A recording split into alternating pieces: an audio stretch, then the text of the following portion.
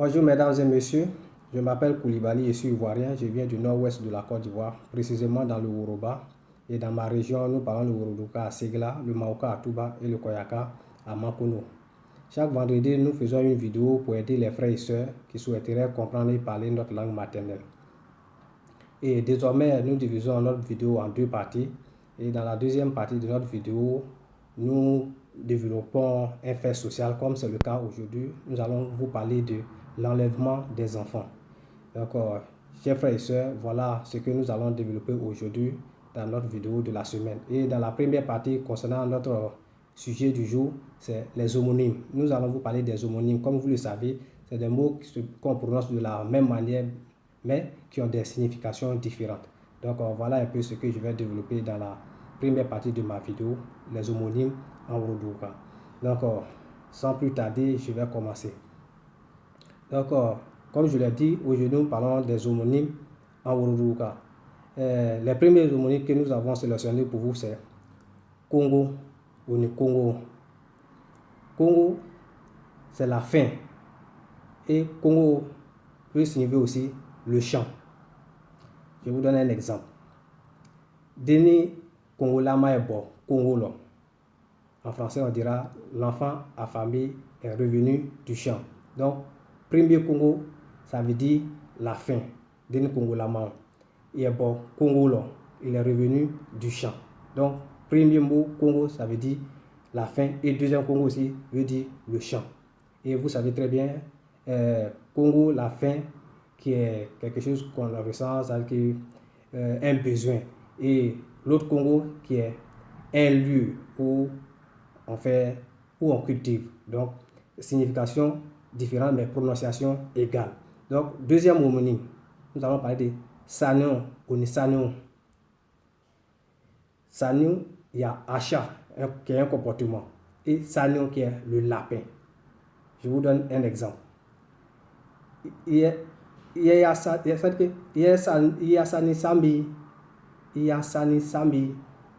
Ça veut dire, as-tu acheté ton lapin aujourd'hui? Sanion, c'est le lapin. Kasabi, acheté aujourd'hui. Donc vous voyez, on prononce de la même manière, mais signification différente. Sani, ça veut dire acheter, et Sani qui veut dire lapin. As-tu acheté ton lapin aujourd'hui? Ça, c'est le deuxième homonyme. Passons au troisième homonyme qui est Huao. Huao ou ni Huao. Huao qui veut dire marigot. Et Huao, ça veut dire le dos. Je vous donne un exemple. Deni est Huao pour la Huolo, qui veut dire en français, l'enfant est allé laver son dos au marigot. Donc, Huao qui veut dire marigot, un lieu où on trouve l'eau. Et Huao, c'est le dos, qui est une partie du corps de l'homme, le dos. Donc, Huao qui veut dire marigot, et Huao, ça veut dire le dos. On prononce de la même manière, mais c'est deux mots qui veulent dire des choses différentes. Huao, marigot, et Huao, le dos. Deni est Huao pour la Huao, l'enfant est allé laver son dos au marigot. Ça, c'est le troisième. Passons au quatrième. Nous avons Fio, on est Fio. Fio, qui est le riz frite en français. Et Fio, qui est une erreur, se tromper. Exemple. Deni weni fidona et fichiama. Deni weni fidona et fichiama. C'est-à-dire en français que l'enfant, après avoir mangé le riz frite, il s'est égaré sur la route. Ou bien il s'est trompé de chemin. Fio, qui veut dire riz, qui est un repas. Et Fio, qui est une erreur, se tromper. Vous voyez, Fio. Donc, Deni weni a fidona et fichiama.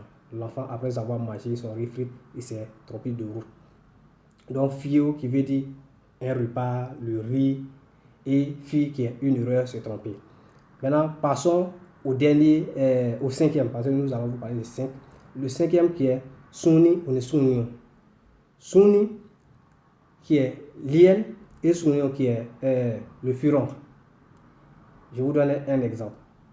L'enfant est Deni Buito Suninya, il y a Suni Madri. Deni Buito Suninya, il y a Suni Madri. L'enfant fuyant, lien a blessé son furon. Donc, Suni, premier Suni qui est la maladie, et lien qui est un animal, Suni qui est un animal, et le deuxième Suni qui est une maladie, le furon que vous connaissez très bien. Donc, voici un peu quelques homonymes. Suni qui veut dire lien, Suni, et Suni qui est une maladie. Donc, dernier buito Suni aya Suni madini. L'enfant fuyant, lien a blessé son furon. Donc, chers frères et sœurs, voilà au moins 5 homonymes que nous avons voulu vous donner aujourd'hui pour toujours améliorer votre vocabulaire. Nous pensons qu'à travers ces 5 homonymes, ces 5 différents homonymes, vous avez dû apprendre de nouveaux mots qui sont Suni, Sani, Sani, Fouo, Congo et puis Fio. Donc voilà, chers frères et sœurs, ce que je pourrais vous apporter aujourd'hui dans votre vidéo, et j'espère que vous allez aimer ces 5 homonymes, et avec ça vous allez pouvoir enrichir votre vocabulaire en Woloduguka.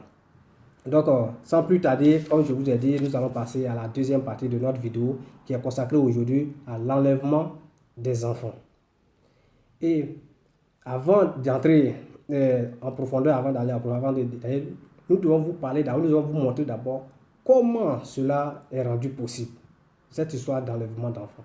Comme vous le savez très bien, chez nous, dans nos régions, dans nos zones, dans notre continent, si je peux m'exprimer ainsi, le contact est tellement facile. N'importe qui peut se permettre de côtoyer qui il veut. N'importe qui peut se permettre d'envoyer enfant de quelqu'un. D'où on parle de solidarité africaine, on parle de un enfant appartient à tout le village, à toute la ville, à toute la région. Donc voici des raisons qui facilitent ce genre de comportement.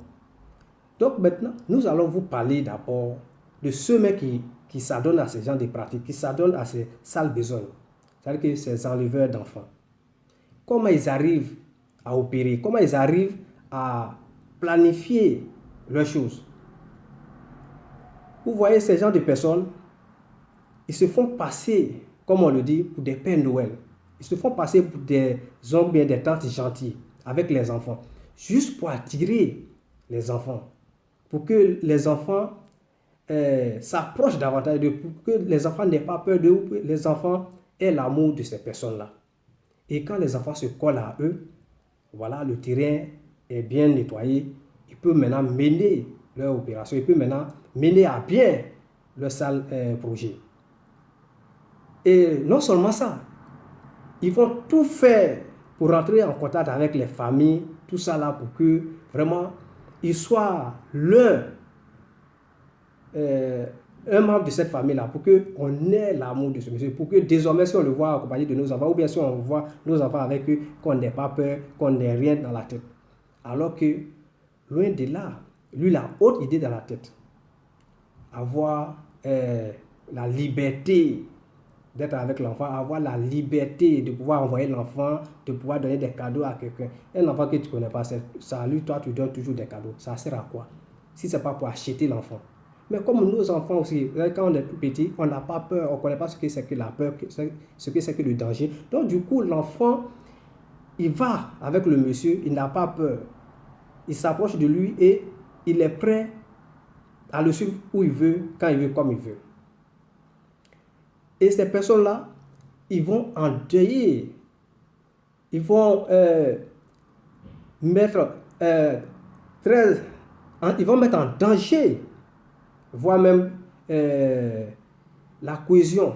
Ils vont mettre en péril la cohésion de la famille. Parce que quand un enfant est victime de ces pratiques, quand un enfant est victime de ces enlèvements, et que la famille ne sait pas où l'enfant est rentré, on n'a aucune trace. Si c'est monsieur qui avait en charge la surveillance de l'enfant et que madame est loin, c'est monsieur qui doit surveiller l'enfant. Si l'enfant disparaît, qu'on ne voit pas l'enfant, on n'a aucune trace de l'enfant, madame va commencer à douter du monsieur. Oui, tu étais où? Qu'est-ce que tu as fait? Pourquoi l'enfant disparaît? Donc, du coup, il va avoir la méfiance, le doute entre monsieur et madame. Et quand c'est madame aussi qui avait la surveillance de l'enfant, c'est la même chose. Monsieur aussi va douter de madame. Donc, voici un peu des comportements, voire des situations qui vont déstabiliser une famille. Le monsieur, quand il finit son sale projet, ou bien il mène à bien ses sales activités, c'est-à-dire que quand il réussit à enlever l'enfant, donc du coup, Personne n'a les traces, personne n'a les informations sur l'enfant. Et c'est la désolation totale dans la famille. Et si par malheur, et pour le bonheur de la famille, on met la main sur lui, c'est vraiment l'humiliation pour sa famille. Parce que toute personne qui passera, même à côté de sa maison, on dira voilà la famille de l'enleveur, voilà la famille de celui qui fait les sacrifices humains. Donc, ta famille est mal vue. Tout le monde, c'est-à-dire que personne ne voudra prendre encore, ou personne ne voudra encore s'approcher de ta famille. Tout le monde s'éloigne de ta famille. De par ta faute, la famille est mal vue. Même si la famille avait des projets avec d'autres familles, personne ne voudra encore continuer des projets avec ta famille. Personne ne voudra encore coopérer ou bien collaborer avec ta famille. À cause de toi, ton sale comportement, à cause de tes intentions, à cause du fait de vouloir gagner ton pain sans souffrir, sans couler une goutte de sueur. Parce que tu es envieux, tu veux ressembler à l'autre et tu ne sais pas comment il a souffert pour avoir. Donc toi, facilement, tu veux sauter les étapes pour avoir. Donc du coup, tu vas t'adonner à ce genre de pratiques, qui est de vendre l'organe, des organes humains, qui est de faire des sacrifices humains. Mais si tu veux le faire, les parties du petit dont tu as besoin, toi-même tu as ces parties-là, tu peux les sacrifier. Il y a ces personnes-là qui font ces gens d'enlèvement. Mais il y a encore une autre catégorie de personnes. Mais cette catégorie-là s'attaque à nos parents sur les routes. Quand nos parents sont sur les motos, sur les vélos. Ça, c'est les grandes personnes maintenant que ces personnes attaquent, qu'on appelle des braqueurs. Le monsieur ou bien la dame, ils sont sur leur moto, ils s'en vont les arrêter et ils prennent ce que les gens ont mis du temps pour pouvoir acheter. Ils ont mis 1 an, 2 ans, 3 ans pour pouvoir acheter une moto. Pouvoir aller au champ avec ou bien pouvoir faire des courses avec leur moto. Ils ont économisé, ils sont privés de beaucoup de choses pour acheter leur moto. Lui, il vient prendre ça en 1 seconde. Et si le propriétaire de la moto veut résister, comme ils sont armés, il peut tirer, il peut tirer sur le monsieur et le monsieur peut perdre sa vie. Il a souffert pour acheter sa moto et il vient perdre sa vie. Et quand il a la chance et qu'il ne perd pas sa vie, on lui prend et sa moto, et s'il a de l'argent sur lui, on lui prend tout son argent. Donc ça veut dire que toute la traite que le monsieur a fait, ça veut dire que tout ça là, il paie en 1 seconde. Sous la pression ou sous la malhonnêteté de quelqu'un qui veut avoir la vie facile sans souffrir. Les gens s'en vont au champ matin, midi, soir, ils souffrent. Lui, il est couché à la maison. Ou bien il se dit qu'il est en ville, il ne fait rien, il est couché là-bas. Il fait son projet, il attend que les gens finissent. Et quand tout est prêt maintenant, lui vient prendre. Il y a ces braqueurs-là sur nos routes. Mais ils ne s'arrêtent pas sur les routes. Ils vont même au marché, comme depuis l'avènement de l'anacarde, maintenant, Dieu merci, les marchés ont poussé dans notre région, les marchés ont poussé dans les villages. Donc, ils vont se rendre encore dans les marchés. Et là, personne ne va échapper. Même une petite fille qui vend l'eau, si elle vient débrouiller sa glacière, qu'elle met ses pièces ou bien son argent en bas de la glacière, il va prendre. Nos mamans qui vendent les pagnes, il va prendre. Et nos frères qui réparent les motos, vélos dans les marchés, il va prendre. Nos mamans même qui vendent à ticket, il va prendre. Donc, personne ne va échapper. Il prend. Et souvent, de par sa faute, quand nos frères ou nos mamans qui sont au marché manquent de vigilance, quand elles finissent de vendre, parce que quand ils sont en train de vendre ou ils sont en train de vendre, les gens n'ont pas le temps de regarder, j'ai combien ici ou bien. Les gens, leur priorité, c'est d'avoir la clientèle, attirer la clientèle, avoir beaucoup de clients et déposer leur argent quelque part. Après les ventes, on compte combien on a eu. Donc c'est en ce moment-là où nos mamans ou nos papas sont occupés à avoir la clientèle, à vendre ou bien à acheter les choses. C'est en ce moment qu'ils vont opérer. Parce que personne n'est vigilant en ce moment, tout le monde est concentré comment faire pour avoir quelque chose. Et souvent, il arrive que les voisins, quand ils regardent en bas de la table ou bien ils regardent en bas de la glace et qu'ils voient que son argent a disparu, ils peuvent accuser le pauvre voisin qui en est pour rien, alors que le malhonnête est déjà passé par là. Donc voilà souvent des comportements qui font que souvent il y a des problèmes dans les marchés, les gens s'accusent ou bien il n'y a pas la confiance, mais le malhonnête est passé, personne ne l'a vu. Et quand c'est comme ça, on accuse qui? Directement le voisin. Ou bien peut-être celui qui est malheureux, qui est le dernier client à passer là, si peut-être par malchance il a fait un geste vers l'argent, on va le soupçonner, alors que ce n'est pas lui. Le malhonnête est déjà parti, il est loin. Donc voici un peu des comportements que certains frères des comportements que certains frères pratiquent. Ils ne veulent rien faire et ils veulent avoir leur vie facilement. Non seulement ils sont envieux, mais ils sont paresseux. Parce que ce qui engendre, ou bien ce qui encourage ces genres de choses, c'est l'envie et la paresse. Tu es envieux, tu veux avoir ce que X a. Ce que X porte, tu veux porter. Ce que X a acheté, tu veux acheter. Alors que, de la manière X travaille, pour avoir ça, toi, tu ne veux pas travailler. Toi, tu es toujours couché à la maison, ou bien toi, tu es tout le temps en train de partir, on ne sait où. Mais tu veux avoir la même chose qu'il a. Qu'est-ce que tu vas faire? Tu vas aller voler. Tu vas aller braquer. Maintenant, j'ai parlé de paresse. Mais si tu ne veux rien faire, et c'est toi, tu veux avoir les choses, qu'est-ce que tu vas faire? Tu vas braquer, tu vas voler. Comme on le dit en Uruguay, ça c'est vrai. C'est que tu ne fais rien, tu vas voler. Parce que tu veux avoir ce que l'autre a. Alors que de la manière il se bat pour avoir, toi tu ne veux pas te battre comme ça. D'où ces pratiques inhumaines, aller faire les enlèvements d'enfants, les ventes d'organes humains, les braquages, les vols dans les marchés, tout ça là pourquoi? Si tu veux avoir, c'est pas compliqué. De la manière il fait pour avoir et puis tu l'envies là, il faut faire la même chose. Il faut l'approcher, il faut lui demander, mon frère, il n'y a pas de honte. Que ça soit l'homme ou la femme, mon frère ou bien ma soeur, comment tu fais pour avoir? Il va te dire. Et tu fais la même chose, tu vas avoir. Mieux vaut souffrir pour avoir que d'avoir facilement et puis un jour avoir l'humiliation. Parce que tôt ou tard, comme on le dit, tous les jours pour le voleur, un seul jour pour le propriétaire. Tôt ou tard, ils vont te prendre. Le gouvernement vous a traqué dans les grandes villes. Donc maintenant, vous repliez dans les petites zones, dans les villages, où les gens, il y a l'amour, il y a la confiance entre les gens, donc on ne suivait pas trop. Voilà comment ils opèrent maintenant dans les villages, parce que les gens n'ont pas ce temps-là, on se fait confiance, on vit ensemble, personne ne doute de l'autre. Donc le malhonnête, il vient profiter de cet amour-là, il vient profiter de cette confiance entre les habitants-là pour voler. Donc, chers frères et sœurs, nous faisons cette vidéo pour attirer votre attention. Tout d'abord à l'endroit de nos parents pour leur dire, surveillez les enfants.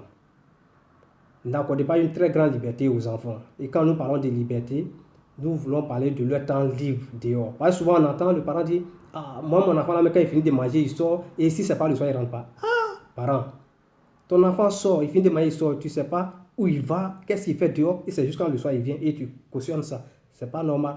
Tu dois savoir où l'enfant va. S'il est majeur, c'est un autre cas, parce qu'il est responsable. Mais quand il est encore mineur, un enfant, par exemple, le plus souvent, c'est nos enfants là qui sont les victimes. Donc l'enfant, tu dois savoir où l'enfant va et qu'est-ce qu'il fait là-bas. Et son temps de distraction, son temps d'absence doit être limité. Tu dois lui dire, tu vas dans tel coin, à telle heure, il faut rentrer. Donc nos parents doivent revoir ça. Les choses ont changé, donc on doit aussi adapter de nouvelles éducations au changement, au développement. Dans la zone, il y a beaucoup de choses maintenant qui attirent les gens. Donc, en même temps que du monde vient dans la région, il y a beaucoup de comportements qui arrivent aussi. Bon comportement comme mauvais comportement, tout est mélangé. Donc, il faudrait de nouvelles éducations. Il faut revoir l'éducation encore. Nous ne disons pas que nos parents n'éduquent pas, c'est vrai, parce que nous parlons d'évolution, nous parlons de développement. Et il y a de nouvelles personnes qui arrivent dans la zone, avec de nouveaux comportements. Donc, il faut adapter l'éducation à ces nouveaux comportements, à ces nouvelles réalités. Et aux enfants, à vous-même les enfants, vous ne devez pas vous coller à n'importe qui. Vous ne devez pas aimer prendre l'argent parce que c'est avec l'argent qu'on vous attire. Petit, viens, va acheter tant pour moi à la boutique. Quand tu viens 25, 10 francs aujourd'hui, prends l'eau, prends le temps. Toujours en train d'acheter ta conscience, en train de te blaguer avec l'argent, comme on le dit. Tout ça pour que tu le suives. Tu vas le suivre une fois, deux fois. Un jour, il va t'envoyer quelque part où tu ne vas plus jamais revenir voir tes parents. Donc, il ne faut pas suivre n'importe qui. S'il te dit de le suivre, il faut lui dire, je vais voir papa d'abord, je vais dire à mon papa d'abord. S'il te donne l'argent, tu lui demandes, c'est pourquoi tu me donnes l'argent. Ce n'est pas tout l'argent qu'on prend les enfants. Ce que ton papa et ta maman te donnent à la maison, ça doit te suffire. Si tu as demandé à maman ou bien à papa qu'il a dit il n'a pas aujourd'hui, il faut attendre demain, demain il faut attendre. Même si tu sens que le monsieur va te donner 100 francs, aujourd'hui il faut dire non, mon papa dit demain il va me donner l'argent. Je n'ai pas besoin d'argent. Quand on est petit, on ne fait rien avec l'argent, on travaille. On écoute les conseils de papa et maman. L'argent, ce n'est pas important quand on est petit. Tu vas faire quoi avec l'argent? Si tu as des dépenses à faire, explique à papa, explique à maman, ils vont faire les dépenses pour toi. Et à vous, vous les enleveurs, sachez que vous allez faire tous les jours, mais un jour on va vous prendre. Comme on le dit, tous les jours pour le voleur, un seul jour pour le propriétaire. Tu ne peux pas toujours enlever les gens et puis ça va marcher. Quand on te dit, viens faire sacrifice humain pour être riche, viens donner tel organe pour avoir tant, et puis tu crois à ça, tu vas t'adonner à cette pratique. Même si c'est toi-même ton propre enfant, c'est pas parce que c'est ton enfant que tu vas faire du n'importe quoi, que tu vas l'enlever, c'est pas parce que c'est ton enfant que tu vas le tuer, c'est pas parce que c'est ton enfant que tu vas prendre c'est pas une partie de son corps pour aller chercher ce que toi seul tu connais. C'est pas normal, mon frère. Parce que quand tu te comportes comme ça, c'est ta famille qui subit. C'est l'humiliation. D'où certains membres sont obligés de quitter la famille parce que toujours on aide la famille, voici la famille, voici la famille. Il y a certaines personnes qui n'arrivent pas à supporter, donc ces personnes-là vont quitter la famille pour aller s'installer ailleurs. De par ta faute, tu vas déstabiliser la famille, tu vas déchirer la famille. À cause de quoi? Parce que tu es envieux, parce que tu veux ce que tu ne dois pas être. Parce que pour l'être, il faut te battre, il faut travailler. Tu le seras facilement sans sacrifice humain. Donc, chers frères et sœurs, voilà ce qu'on avait à dire à chacun de nous. Aux parents, l'éducation encore, il faut accentuer. Les enfants, méfiez-vous des inconnus. Et vous, les enleveurs, sachez que tout se paye. Et que vous n'allez pas faire disparaître les enfants et puis ça va rester impuni. Donc nous profitons pour féliciter, pour remercier l'État qui vous traque et qui a mis toutes les structures en place pour pouvoir vous dénicher, pour pouvoir vous arrêter. Donc merci à l'État du Côte d'Ivoire. Donc chers frères et sœurs, voilà ce qu'on avait à dire dans cette vidéo, attirer l'attention de tout le monde pour vraiment freiner ce système-là, pour freiner ce fléau-là. Car vraiment beaucoup de familles subissent, beaucoup de familles pleurent et tout ça parce que souvent les enfants sont libres, ils peuvent faire des mouvements en toute liberté, sans que papa et maman même ne sachent où l'enfant est. Donc, il faut revoir ce comportement-là. Il faut toujours savoir où l'enfant va. Et l'enfant aussi, il doit savoir qu'à tel moment, il doit rentrer à la maison. Parce que quand papa ne sait pas ou bien maman ne sait pas, tout est possible. Donc, il faut que papa et maman sachent ce que tu fais, où tu es et à quel moment tu dois rentrer. Ça, c'est très important. Donc, chers frères et sœurs, c'est ce qu'on avait à vous dire dans cette vidéo. J'espère que vous allez aimer la vidéo, la partager pour que le maximum de personnes aient ça. Donc, permettez-moi maintenant de finir ma vidéo en félicitations, féliciter quelqu'un que vous connaissez très bien, que nous félicitons toujours et dans toutes nos vidéos maintenant, le jeune frère Meke Koulibaly, qui est le président des SOFA du RHDP. Demain, c'est aujourd'hui.